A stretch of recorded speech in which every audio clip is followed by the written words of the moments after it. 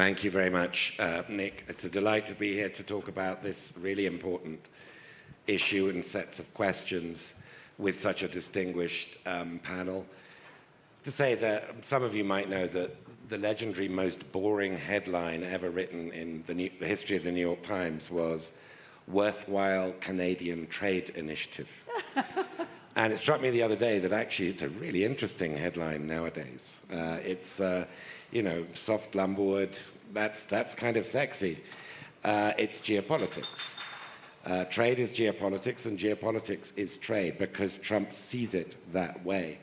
I have a colleague who says, in terms of how Trump negotiates and what Trump's next move is going to be, who has a motto, "Nobody knows anything." And I think there's, you know, it's been a pretty useful rule of thumb in trying to cover this. But before we get into these 90 deals in 90 days and then the extension of those, let me turn first to Bob to just zoom out a little bit. This isn't just about Trump, right? I mean, we have had a turn away in United States politics by both parties in very different ways, to one degree or another, from the pro-globalization, free trade stance that had characterized America since the Second World War. Is it fair, therefore, to say that, you know, Trump is a lot of detail, a lot of very sort of capricious and unpredictable detail, but actually the broader trend here is much deeper than Trump? So, Ed, I've had a lot of introductions over the years. Nobody knows anything is a first, but no. I'll try to aspire. That wasn't me talking about the panel. I'll try to aspire to that level. I mean, it could have been. So we'll find out. As you suggest, some people know here, but it's more of a nerdish area. Trade policy has a deep history in the United States. Jonathan may remember this thing we did with the tea in Boston Harbor. Under the Constitution, the Congress has responsibility for trade. This is not accidental. And for the first 140 years of American history, the trade legislations were major items, along with postal revenues, actually, because in trade, obviously, the closer you are to the constituency, members of House, Senate, you're probably more focused on the protection of those. And so you had bills that had various sort of log-rolling aspects for tariffs. But in 1934, there is a different type of regime change. So after the Smoot-Hawley 1930 tariffs, it boosted tariffs up to an average of 59.1%. FDR manages, with the help of Cordell Hull as Secretary of State, who at that time did trade negotiations, to get authority shifted from the Congress to the executive branch. And while I'll leave out the refinements, there are different ways in which these were negotiated. But over the next 80 years, the idea was the president will have the national interest, not just the local parochial interest. And while there's always trade politics has always been difficult, there's kind of a momentum to try to liberalize, make the rules of the system, recognizing it's also in the U.S. self-interest. The U.S. is a cutting-edge economy. It's best to develop the rules for the cutting edge. Now, as you suggest, it's a big deal that you've now had two presidents of two different parties take a protectionist line. So that is a very big switch in the nature of trade politics. And while Congress will have to face the question of the usurpation of its authority, and some people are arguing about some of the legal authorities that Trump has used on this, it's hard to believe that that alone is going to be a source that reverses it. So let me take you to a slightly related point. Because trade politics is so much related to sort of local concerns more than the Iran nuclear issue, a lot of this depends on the narrative. And I think one of the differences is, for many generations, the narrative of the 1930 Smoot-Hawley protectionism linked to the Great Depression, which was not seen as a good thing by most people, kind of affected the politics of this. I think you're now in a series of policy generations that have thought about the Rust Belt. From the left, it was the anti-globalization movement. You've got the big debate about sort of China shock and so on and so forth. if you want to be an optimist, and I like to be an optimist, I would end with the idea that, however, Trump may realize my dreams, because this is so dramatic, and I believe that the effects are going to be not so good, that it could create the possibility for people to think anew on the politics. Costs will go up, inflation, it will affect inflation. You've got high degrees of uncertainty in terms of the investment market. You've got retaliation. Your strategic relationship with your allies is thrown into turmoil. Your North American relationship is now a reversal of 40 years, going back to sort of Ronald Reagan. These are big changes. So we'll see. Penny, yeah, carry on. I mean, do you want me to repose the question, or looks like? Can I just jump in and do. react a little bit? Which is, I just think it's helpful. Let me just try to scope this a little bit. For me, that's how I started. And what I always love about being on a panel with Bob is he really gives you a great playing field with which to understand the historical context. But like right this minute, the average tariff rate has gone from 2.5% to 16.6% since Donald Trump came to office. That's the highest since 1910, putting it into your historical context. The uncertainty that that's created, because we don't actually know this week, next week, what the policy is going to be. So if you're sitting in a business, it's chaotic. I know that from my own personal experience in my day job, which is you're trying to figure out how to price things, you're trying to figure out your supply chain, et cetera, and it is very unnerving at best and potentially devastating at worst. Then you've got the U.S. economy that has shown pretty decent resilience so far, but we did have just an inflation print of 2.7%. So stay tuned, it's unclear. And we have basically estimates that this will affect households somewhere between $2,400 a month, a year, and $4,900 a year. And the other thing to keep in mind is the rest of the world is not sitting still. They are around making deals around us, not the least of which is China. But let me just quick follow up. I mean, either you or Bob can answer it, and Jonathan, I'm going to get in a moment into the U.S. UK situation. But we're assuming Trump can continue imposing these tariffs and linking them to really untrade-related stuff like Bolsonaro's trial. But maybe the courts are going to overturn it. Maybe the assumptions that we're taking for a conversation like this are going to prove to be wrong. If the Supreme Court did surprise us and uphold what the CIT court has ruled, what would Trump do? I mean, how different would this conversation be? Either. Either, both. So what you're referring to is President Trump used IEPA, the Emergency International Economic Powers Act. The best logic is that that was an overreach, okay? And that's what the lower level court found. I suspect that's what higher level courts will find. The problem is, going under this history that I gave you, when Congress delegated the authority to negotiate to Congress, they also said, we want the Congress to be very well armed. So they created a whole set of other statutory authorities that a president can use. Now, they're not as broad-based as this. There's supposed to be some sort of logic of unfair trade practices or safeguards or all the aspects that get used in the international trading system. But to answer your question, he won't stop. He'll keep using it. And by the way, you know, have you seen him feel that when a court rules against him that necessarily that he needs to pull back? He'll just keep trying. He'll push the edge of the envelope. Okay. So Jonathan, these 90 deals in 90 days will deal the first deal, and the only one that's actually really been published is the UK-US trade deal. So really two questions to you. Talk us through what that experience was like, because I know you negotiated it, and you dealt with Jameson Greer and Howard Lutnick, et cetera. And second, what other things are you doing as a result of this new, very different trade climate? Well, first of all, thank you for inviting me to be here and be on, as you say, such a distinguished panel. I would like to come back in the conversation, if we can, to the first question you asked, Bob, about the broader context and the historical context, because I do actually think it matters, and I'll answer this question you've asked now. But and clearly this administration has come in with a very, a very distinct and new set of policies. But I think the trend both here but also around the world is very relevant in terms of how we as the UK are approaching this, and also I think in terms of how we think where things go. So I think it's with us coming back to that. On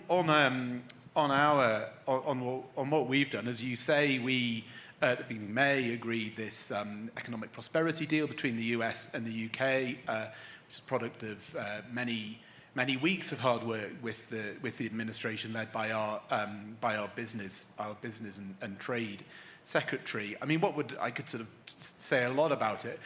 We decided early on in the year that we wanted to look to make an agreement and a deal with the administration. I mean, I think there were probably two reasons for that. One is I think we felt there was advantage in having a sort of something to work from, a base to go with, and secondly that it would create a dynamic that we could continue to do things with. And I mean, you would expect me to say this, wouldn't you, as a representative of the British government? But I think that has played out. If you were going to buy a Jaguar Land Rover today, that's not subject to a tariff, which it otherwise would have been, and that sort of matters if you're an important and significant manufacturer, but not one with a sort of huge, enormous global footprint that, for example, some of the other sort of Japanese companies did. So it was a conscious decision that we went into, and as you say, it's a conversation we've been having with both the Commerce Department and the US Treasury, and the agreement that gives the framework for it. There's a written text that provides the base for that, and we're now going through and implementing the bits, including the various bits of legislation, some of which have already gone through. And just very quickly, the other part of the question, other stuff you've done. I mean, you did a deal with India in this window, which is something, usually doing a trade deal with India is like waiting for Godot, but there seems to have been real alacrity. So on both sides, you've got a deal done. And I think that partly goes to what I was saying about the bigger context. I think it's sort of mattered in terms of what it's created the backdrop for. I mean, Penny sort of talked about that others are doing pretty active things around on trade policy as well. For us, I think, have made a conscious decision. We're a significant economy outside one of the major blocks, so we have some economic heft, but also some agility, and we've tried to use that both in the bilateral deals that we've done. So we've done this with the US, we've just done a new framework with the EU, we're doing this one with the Indians bilaterally, we've got the Gulf one, but we're also trying to do bits in the multilateral and plurilateral space as well.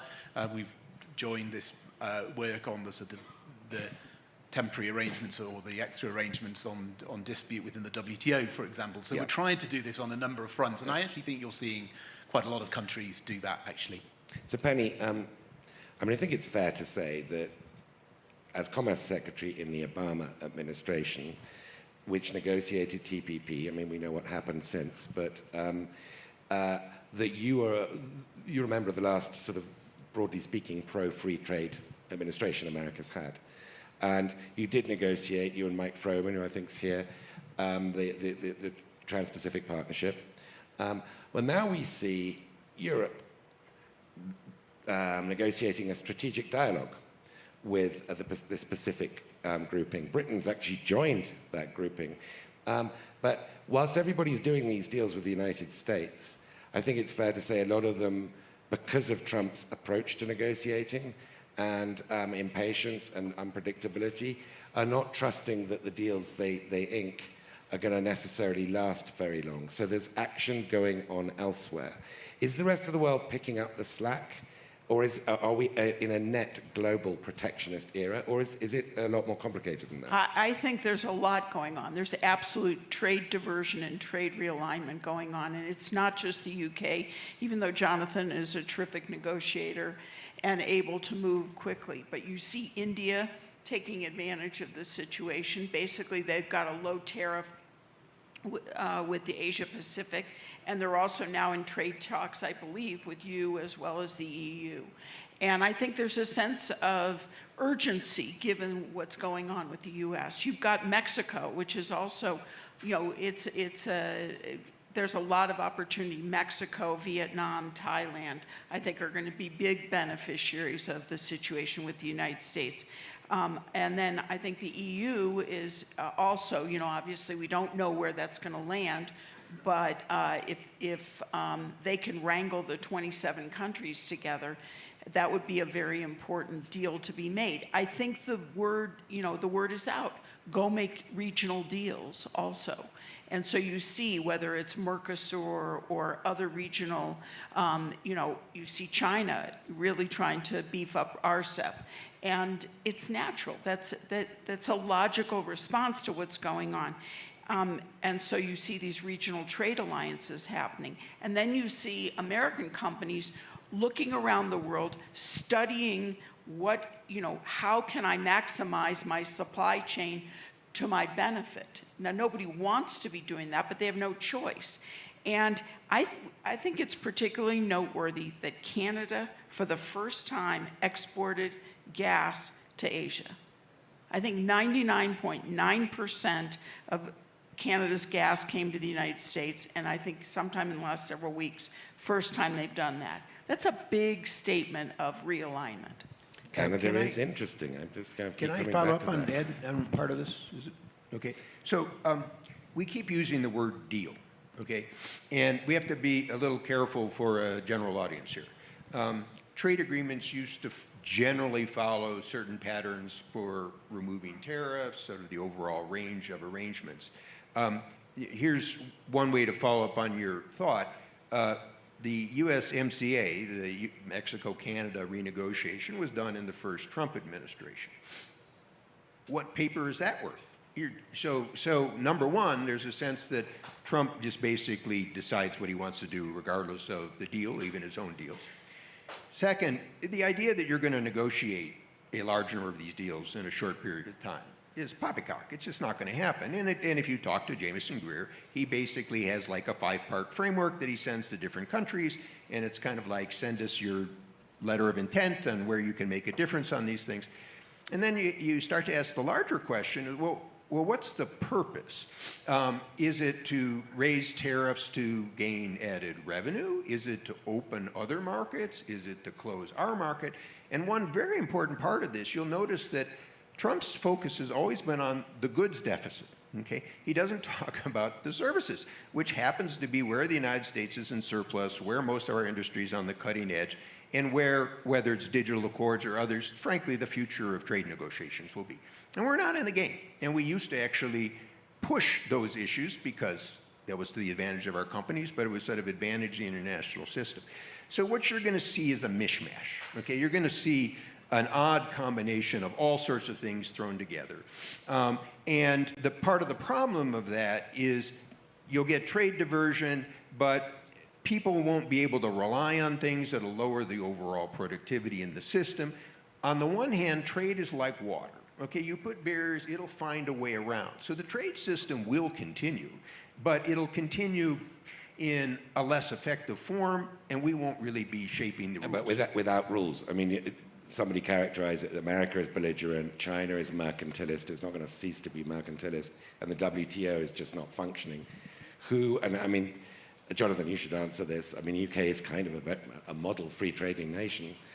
It's a really eccentric thing to be nowadays. Who's going to uphold the rules? Will there be rules?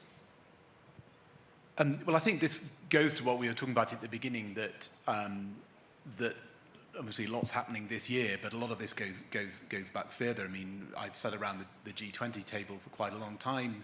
Previous American administrations have had a lot to say about the WTO and the arrangements for that over that period of time, and Penny obviously would be able to talk better about the Obama one than I can. But it's not. You don't sit there and hear every other country say we're completely happy with all of these rules. That's just not what you hear. So I think we are.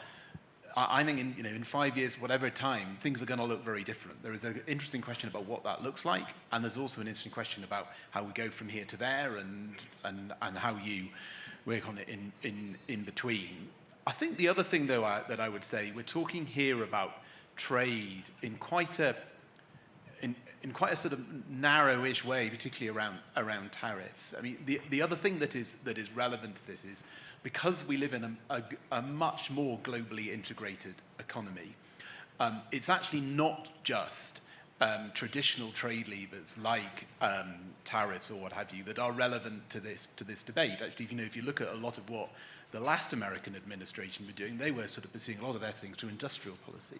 So the levers and the different types of policy that I think are relevant to what the future of the global trading system looks like go much broader than just around what you would see in a traditional trade deal. Now that means those things will evolve. I think what you've just said about the mishmash, personally, I think that is right. You will see this sort of mixed economy. We actually have put some digital things into what we've done with this administration, but others will do their own thing. So I think it's going to be quite complex, is what I'm... No, that's a fair point. But I mean, so industrial policy is back in fashion, and it's not just Biden in very different ways. It's also Trump. And I mean, just today, Trump Commerce Department imposes a 93.5, weirdly specific, 93.5% tariff on Chinese graphite imports, which are absolutely critical, not just to Tesla, but to all American autos, for the batteries in EVs.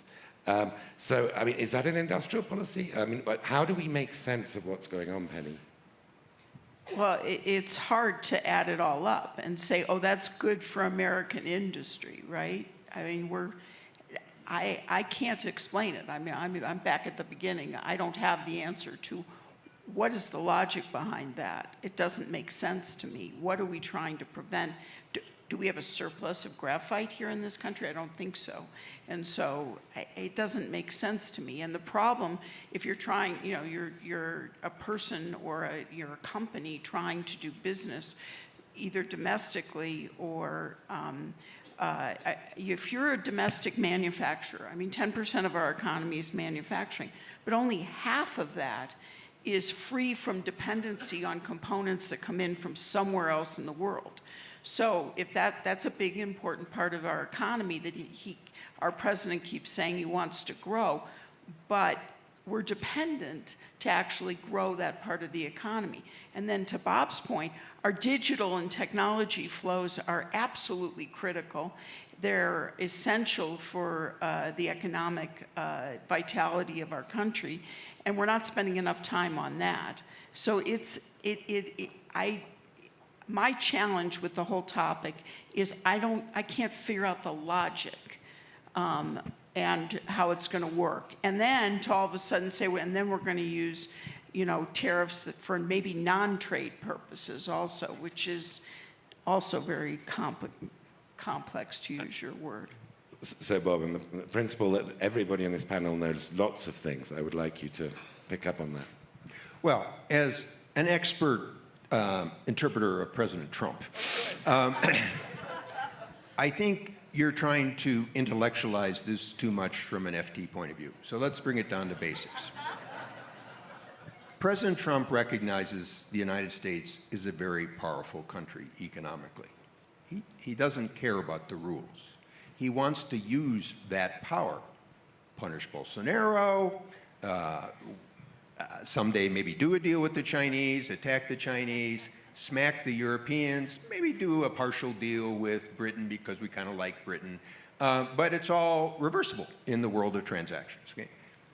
He knows the United States is a very powerful country militarily. He doesn't want to get in wars. Wars are very unpopular. But now and then, he'll also throw that weight into the balance. And third, he has, in my view, a somewhat sort of traditional view of how he would describe as American patriotism, which is often wrapped around him, but it's also connected to issues of security of the border and the woke agenda. And so that's what you got. And you got it day by day with intervening events. So to try to come up with a schema, I honestly think is... No, I'm asking about the rest of the world. I mean, to the rest of the world... But I'll come to that, in the spirit of the FT. As Jonathan said, you can't disconnect trade from all the other stuff, including value of the dollar, currency flows, investment, and so on and so forth. And one of the ironies about kind of where this is going is at a true strategic level, when, I don't know if you guys discussed this in the China panel, China does have imbalances in terms of consumption and savings and investment. We have imbalances in terms of spending and savings and investment. that are kind of the mirror, okay?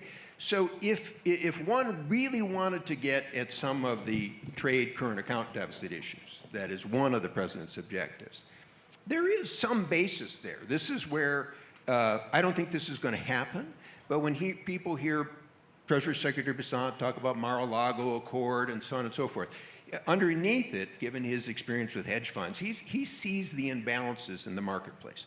So the larger story here, beyond the trade fight and what happens with investment and capital flows, is where does this lead the insecurity in the international system and financial markets, particularly when a crisis occurs at some point, which it will. Okay, I mean, the equity markets keep going up. I mean, so are we overstating just how big a problem this is to growth? I mean, or do the equity markets know something we don't? Or are they going to have a Willy Coyote moment and they're going to look down and suddenly realize there's no ground beneath their feet? Well, in the U.S., let me focus on the U.S. I mean, look, we've had very strong corporate earnings, right? And second is our indices are dominated by asset-light, high-tech companies that are driving those indices. We also, there's an anticipation, I believe, in the markets that rates are going to come down. And so I think that, I mean, hence the conversations that went on the last 48 hours about whether Jerome Powell still has a job or not. And, you know, and the other thing is, building upon what Bob said, you know, companies are agile. They're figuring this out. They're using, you know, tools, and now we have very powerful AI tools that can help you manage your supply chain. So far, so good. But you also saw on Liberation Day a reaction in the marketplace that was pretty terrifying. Not so much the stock market. It was much more the bond market that was more terrifying. And to me, I think it remains to be seen how stable things are. So I want to add on this because, look, Penny lives in the worlds of markets. Sometimes I do as well. Markets often move with momentum. And look at what happened this year. Early in January, the sky's the limit. Everything's going to be great. Liberation Day, oh my God, things are falling. We've now sort of seen a climb back in sort of equity markets for now. But remember, it follows momentum. As she mentions, bond markets are telling a different story. Dollars sort of telling a different story. So one of the things to watch will be if you start to get a slowdown, if you start to get deeper uncertainties in the system, the types of costs that we talked about, how will that affect corporate earnings behavior, overall set of risks? My own view is you're likely to have a slowdown. It doesn't necessarily mean a recession, but it depends partly on how the rest of the world reacts to the overall system. And then I want to take this to a macro point. The other big thing that's happening here is that the U.S., since the 70s and the end of the fixed rate exchange rate system, so it plays a stabilizing role in the international economy. People might not like always how we did it. They may sort of think we partly caused the mistakes. But you saw this in the mid-'80s with Baker's G7 coordination when the dollar got high and protectionism. You saw it in the 90s in the Clinton. 2001, President Bush, to his credit, after the attack on World Trade Center, by the way, sort of tries to keep markets open. 2007, 2008, even though the U.S. is the original source of the crisis, the dollar gets stronger because we're still the safe asset. And by the way, we have a monetary and fiscal program along with China that helps bring the system back. Same in the pandemic. Issues like role of the Federal Reserve swaps, which are little known, and the Fed likes it that way, but are critical when people want to go to the dollar. The question that I pose to people is, the next time there's such a crisis, will the U.S. play such a stabilizing role? And Jonathan has already, but courteously in the British fashion, sort of suggested that people aren't expecting the U.S. to play the role. That's a very different world than we've had. So if that's correct, Jonathan, and America can no longer be relied on as a lender of the last resort, as the bailer-outer, what should people like you and all other economies in the world do? I mean, how do you protect yourself? Well, I'm not sure I do, except that premise. If I'm totally honest. But I welcome views and see what others have to say as we go along. You what? Sorry. It's okay. No. Yeah. So, but I mean, Just ignore it. so I'll continue to. Well, I sort of probably do need to listen to some more research since he's hosting it. But no, I think so. I genuinely don't think I do completely accept the premise of that. If I'm completely honest, and I think that's still seen in how we work today, including in the sort of coordination formats that we've got. But you just talk back to the pandemic that was under. Which was what 3 years ago, 4 or 5 years ago now. You had the same with Ukraine.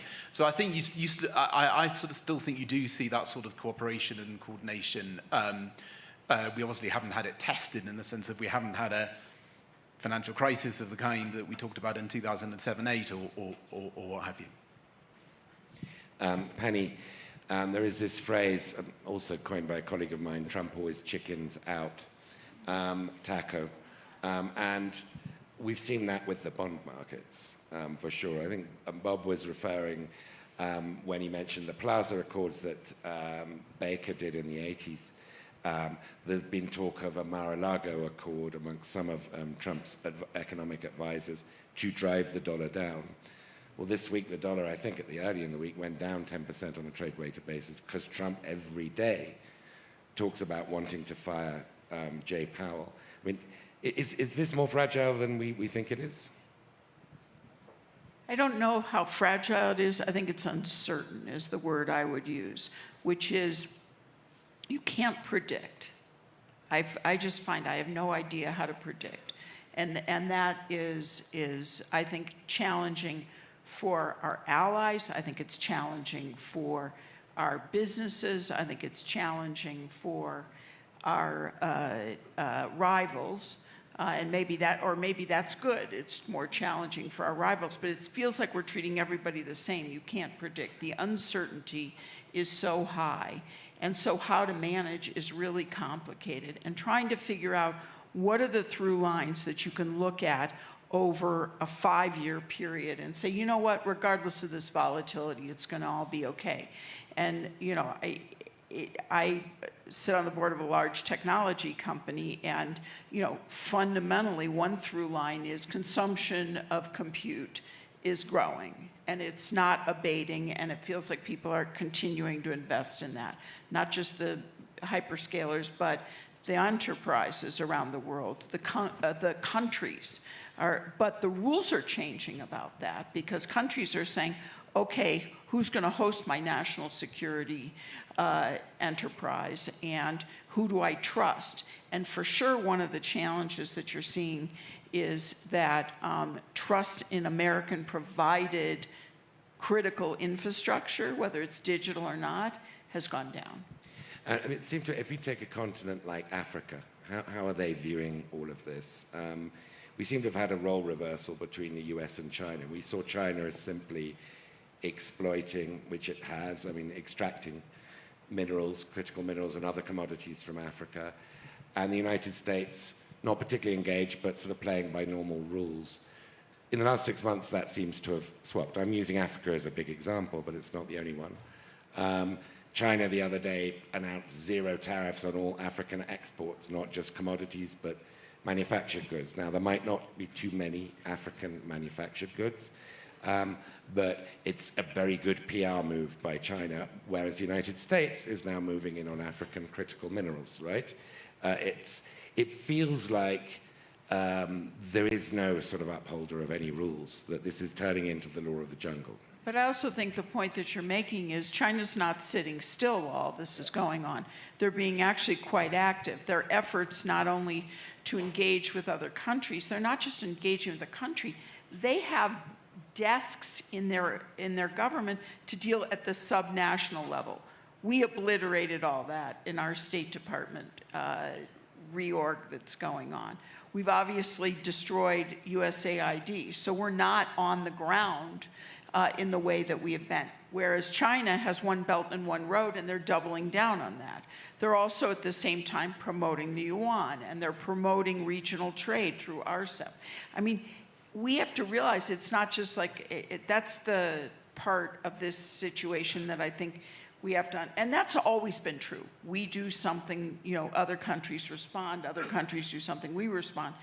But they're not sitting still waiting to see how this works out for the United States. They see opportunity, they're taking advantage of it. Just one other vantage point to add on the Africa context. The working age population in sub-Saharan Africa in 2026-27 will be greater than the working age population in all developed countries. And in a couple years after that, it'll be greater than the working age population in China. We also have issues in developed countries and in China about demographics and actually labor forces shrinking. So I think the big, and sub-Saharan Africa is a big place. You got different countries with very different strategies. I think the bigger issue here that relates to this is not just the US-China competition and we're going to get these minerals or other minerals. It's almost as kind of a 19th century view of sub-Saharan Africa. But, what can one do with governance, economics, other opportunities in some of these countries that creates some opportunity for future and hope and make them also sort of future poles of growth? In that sense, and it's a point that Penny made, Condi would be well aware of, one of President Bush 43's great accomplishments was this HIV/AIDS program and malaria, okay? And in many African countries, that's how they primarily still know the United States. It makes a huge difference in lives. So why would we, try to throw this out the window? And with the efforts of, some people in this room, some of the Republicans in Congress have kept some of this going forward. But so I think what I'm urging is, as you think about trade or finance or other issues, is that we need to go a little bit beyond, like, gee, well, will we be influential or will China be influential? And kind of figure out how to make this work from a stage of overall development for sub-Saharan Africa. And frankly, if the Chinese can help do that effectively, I'm okay. All right? Now, we've seen there are problems with Chinese debt, but frankly, the real problem with Chinese debt in sub-Saharan Africa was that it stopped. The lending stopped after 2019. So the issue today is how you restructure it. So I just want to broaden the concept here a bit. And just to, if I can, just to add to the point that you were just making about lots of actors. If you go to a capital city in bits of Africa, and your point is that it looks very different depending where you go. You will see Emirati investment, Turkish investment. I mean, there's such a wide range of Indian as well, and still European as well. But it really is those Gulf countries and the others that we're talking about. So it's and all of that's been happening anyway. I'm sure it's intensifying, but it has been happening anyway. So what you're describing is the economic version of a multipolar world and the upside to that, a lot of action. But I can't help thinking that the point you made quite forcefully, Bob, which is that there might not be a lender of the last resort next time, is bigger than all of this put together. If nobody's coming to the rescue when when there will be another global financial crisis, probably a crypto-related one or something that we're not used to, or another pandemic, then what does that mean? I mean, it's bigger than everything we're talking about if nobody's going to bail us out. Yeah, I don't like the lender of last resort because, I'm sorry? No, both of you, well, all of you, but let's start with you, Bob. The lender of last resort suggests that the United States there is, sort of Uncle Sam Moneybags all the time. I'm talking about a broader stabilization. And when you have these crises, it requires cooperation among different parties, okay? So the real question is, will the U.S. see a systemic interest? And will the U.S. play a catalytical role? And will we have the institutional capacity? Our debt as a percentage of GDP is now closing in on the post-World War II high, peacetime high of 106%. We're about 99%. Each of these crises, we sort of push those up. Will you have the relationship with the other major powers, including China? The cooperation with China in the global financial crisis was actually quite important. Will the central banks, which you sort of know well, will they, in a sense, have experimented with QE too much, and kind of what will be the lessons about sort of that process? Those are all unanswerable. It doesn't surprise me. In any solving of problems for one generation, you get the others. But the systemic point is that the U.S. also, when we think of the Africa case, the U.S. has tended in economics to see this as a win-win venture as opposed to a zero-sum contest. The heart of the Trump trade policy, and frankly the Biden policy, was there's a certain pie, we want to divide it up and we want more of this and the other guy gets less. That's a very different perspective than guided the U.S. successful strategy. And since we haven't invoked China on this, I'll put in my advertisement. The people who want to follow China's strategy, I think, are just totally missing the boat. China's got its own problems, but our strength has been our openness to ideas, to goods, to capital, to people, willingness to sort of change and adjust. Why would we try to have a state-centered authoritarian economy that doesn't work? Patty. I think there's one part of this that we haven't talked about yet, which is the political side of this. And I don't mean, both Democrats and Republicans are embracing protectionism, embracing a different modus operandi. It's not that this is one party over the other. I mean, you didn't see Biden roll back the tariffs that President Trump put in place. And so, I mean, whether tariffs are now being used as tools, maybe more aggressively, but the point is that Republicans make a national security argument, Democrats make a labor argument, or a climate argument, or a human rights argument, et cetera. And so I think that we're on a longer trajectory of a changed position. And the question is, will our political leaders have the permission to step into a crisis of global proportion? Will they be able to convince? It's hard for a president to do that all alone. You do need Congress to help you. And right now you've got Congress, basically D's and R's. There aren't a lot of free traders in Congress anymore, in case you haven't noticed that.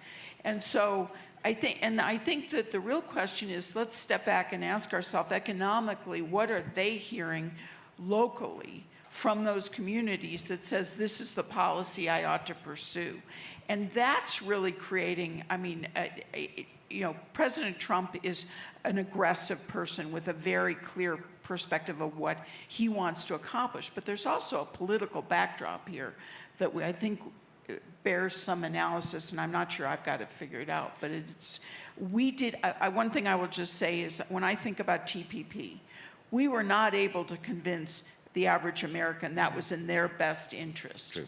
And whatever PR campaign or effort we made, it was insufficient such that you never got there. You had both presidential candidates, in essence, walk away from it. And now you have massive WTO skepticism, et cetera. And so I think we have to step back and realize this is bigger than just one president and one effort. This has been going on, as Bob has given us great historical context, but this has been going on for quite a while. And just to add to that, I mean, every country has their version of the politics, and your point about the sort of multipolarism and the integration of the economy sort of matters from that perspective, because the politics of everywhere, in one sense, does as well. And the point we were talking about, so many other levers, industrial policy as well, being relevant, is that these things are also bread and butter of core domestic policy and a core political domestic policy in every country. So you've got all of those things. The other thing that actually we haven't talked about, and I can see on the timer here today, but you did actually mention it, is that in this trade space, we're also seeing these traditionally economic levers being used for broader national security purposes as well. And the integration of the global economy sort of enables that to happen. But what it sort of means is that you do have the sort of complexity point, I think, really matters in terms of the politics as well. So as Jonathan mentioned, we've only got 2 or 3 minutes left. Questions, please, and front row here, and then you there. But make it a shortish question, please, or short. Thank you so much. I'll keep it quick. Krish Nagal with the Rising Leaders. My question is about central bank digital currencies. So China's spent 10 years building out digital yuan. Is that the future infrastructure of international trade? And what can the U.S. do to preserve its current position? Thank you. You have to disaggregate this issue, as you probably know. So one aspect is blockchain. Blockchain's a reality. There's lots of efficiencies and benefits for blockchain. Blockchain will go forward.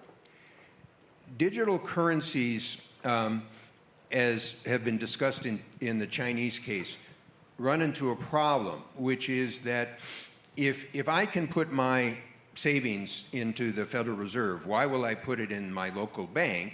And then what it means is that the Federal Reserve becomes responsible for national lending, okay?